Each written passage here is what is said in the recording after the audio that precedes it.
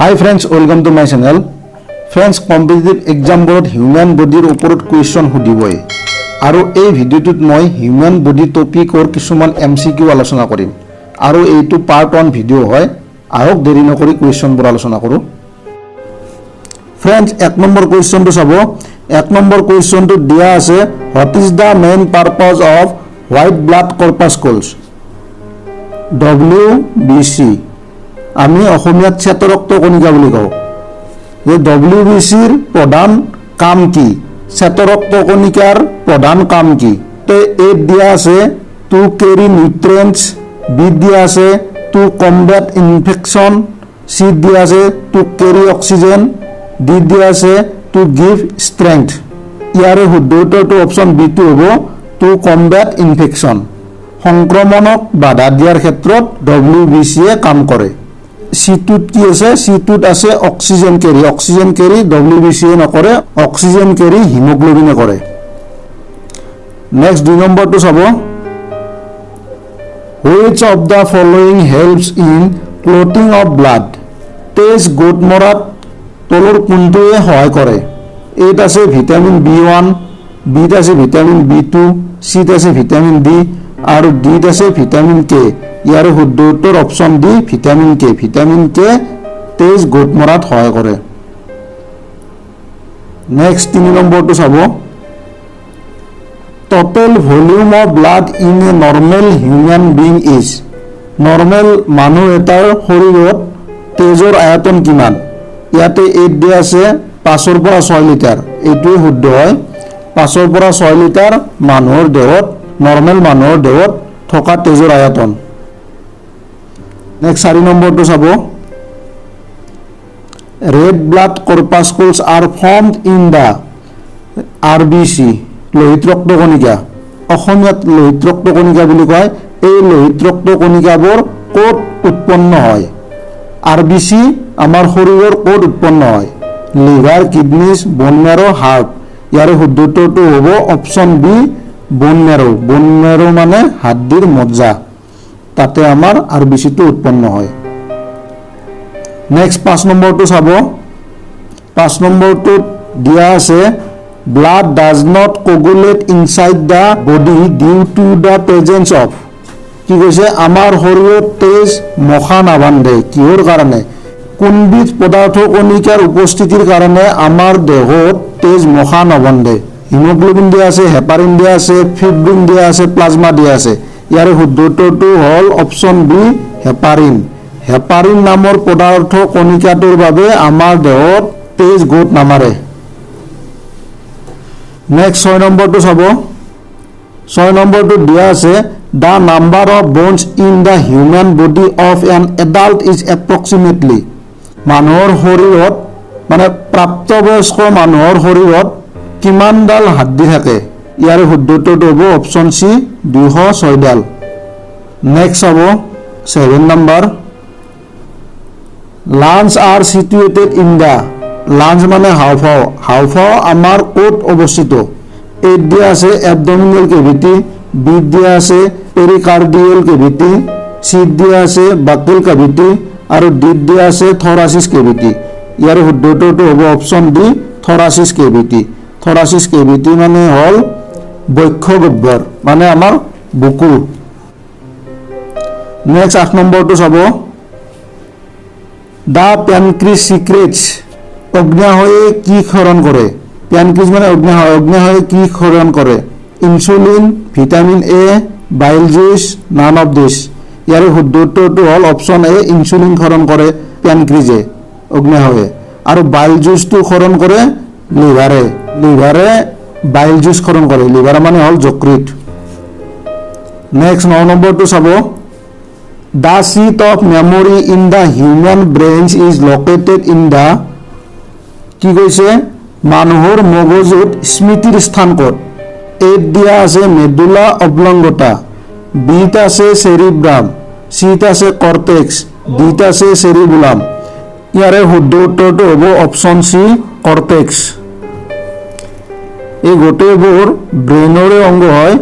আটাইতকৈ ডাঙৰ ব্ৰেইন অংগটো হ'ল সেৰিব্ৰাম এই কোৱেশ্চনটো আমি পাম পিছলৈ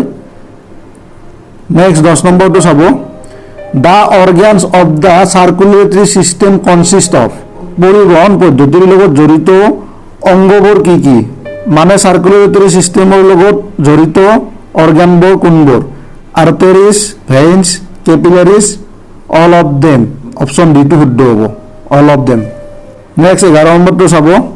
টিবিয়া ইজ এ বোন ফাউণ্ড ইন দ্য টিবিয়া নামৰ বোন ক'ত পোৱা যায় হাড়ডিডাল ক'ত পোৱা যায় স্কুল আৰ্ম ফেচ লেগ ভৰিত পোৱা যায় ভৰিত টিবিয়া নামৰ হাড়ডিডাল পোৱা যায় নেক্সট 12 নম্বৰটো চাব what is the temperature of a normal men temperature এইটো সকলোৱে জানে অপশ্যন বি টো হ'ব 36.9 ডিগ্ৰী সেলসিয়াছ নেক্সট 13 নম্বৰটো চাব the largest part of the human brain is মানুহৰ ব্ৰেইনৰ আটাইতকৈ ডাঙৰ অংশটো কি ইয়াতে চেৰিব্ৰাম আছে আগতে কৈছিলে চেৰিব্ৰাম হ'ব ডাঙৰ অংশ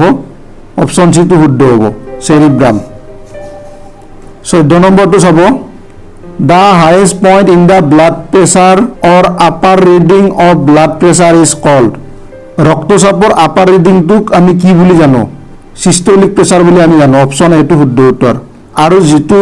লোৱাৰ ৰিডিং থাকে নিম্ন চাপ লোৱাৰ ৰিডিংটোক আমি ডায়াস্টলিক প্ৰেছাৰ বুলি কওঁ মানে ব্লাড প্ৰেছাৰৰ আপাৰটো হল সিস্টোলিক আৰু লোৱাৰটো হল ডায়াস্টলিক নেক্সট 15 নম্বৰটো চাব what is the main component of bones and teeth হাড়দি আৰু দাঁতৰ মেইন উপাদান কি প্ৰধান উপাদান কি calcium carbonate calcium phosphate calcium sulphate calcium nitrate ইয়াৰে শুদ্ধ উত্তৰটো হল option B calcium phosphate next 16 নম্বৰটো চাব the main constituent of haemoglobin is হিমোগ্লোবিনৰ প্ৰধান প্ৰয়োজনীয় কি প্ৰধান প্ৰয়োজনীয় বস্তু আইৰন হিমোগ্লোবিনৰ কাৰণে আইৰন প্ৰয়োজন 17 নম্বৰটো চাব দ্য হিউম্যান সেল কন্টেইনছ মানুহৰ কোষত থাকে 44 ক্ৰোমোজোমছ 48 ক্ৰোমোজোমছ 46 ক্ৰোমোজোমছ 23 ক্ৰোমোজোমছ ইয়াৰে শুদ্ধ উত্তৰটো হল অপশ্যন সি 46 ক্ৰোমোজোম আৰু কেতিয়াবা আপোনালোকক পেয়াৰ বুলি যদি সুধে how many pairs of chromosomes are there in human body তেতিয়াহ'লে 23 পেয়াৰ অফ ক্ৰোমোজোম দিব লাগিব 23 পেয়াৰ অফ ক্ৰোমোজোম নেক্সট 18 নম্বৰটো চাব the largest muscle in the human body is found মানুহৰ দেহত থকা আটাইতকৈ ডাঙৰ মাংসপেশী ইয়াৰ শুদ্ধটো বাটক্স হ্যান হাতত নাথাকে নেকত নাথাকে লেগতো নাথাকে বাটক্স বাটক্স মানে আমাৰ পিছফালটো এইটো বুজি পাইছে নিশ্চয় নেক্সট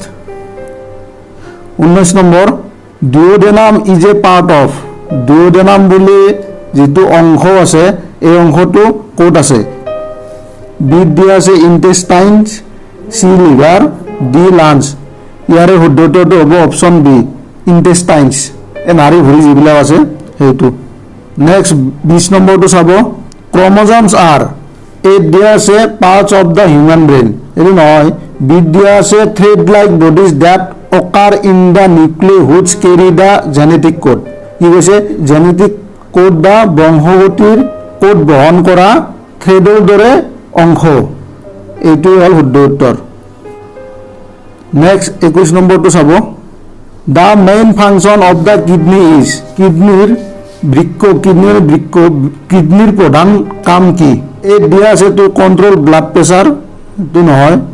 ব্লাড প্ৰেছাৰ কন্ট্ৰোল নকৰে to control body temperature নহয় to remove waste product from the body শৰীৰৰ পৰা বৰ্জনীয় পদাৰ্থবোৰ আঁতৰাই পেলোৱাটো হল কিডনিৰ কাম গতিকে সি টো হ'ব শুদ্ধ উত্তৰ নেক্সট 22 নম্বৰটো চাব এ জিন ইজ এ